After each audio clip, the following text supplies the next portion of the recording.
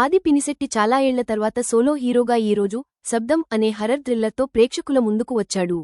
ఆది పినిశెట్టి హిట్ మూవీస్లో ఒకటైన హారర్ థ్రిల్లర్ వైశాలి దర్శకుడు అరివాలగన్ దర్శకత్వంలో శబ్దం తెరకెక్కడం, తమన్ మ్యూజిక్ని అందించడంతో శబ్దం పై అందరిలో ఆసక్తి నెలకొని ఉంది. మరి మూవీ ఎలా ఉందో చూద్దాం.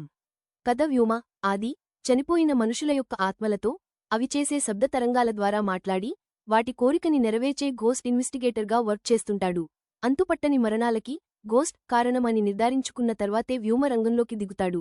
ఈ క్రమంలోనే ఒక మెడికల్ కాలేజీలో 3 స్టూడెంట్స్ చనిపోతే వాళ్లని గోస్ట్ చంపిందని తెలుసుకుని కేసుని ప్రారంభిస్తాడు.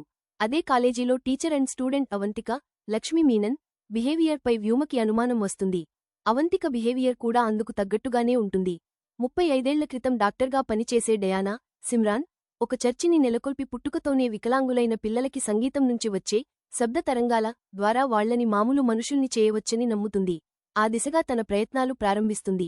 నాన్సీ డానియల్, లైలా మెడికల్ కాలేజీలోనే ఒక ప్రొఫెసర్. గబ్బిలాలు చేసే శబ్ద తరంగాల ద్వారా సరికొత్త బ్లాక్ మ్యాజిక్ని కనిపెట్టాలని అందుకు తగ్గట్టుగా కొన్ని ప్రయోగాలు చేస్తుంది.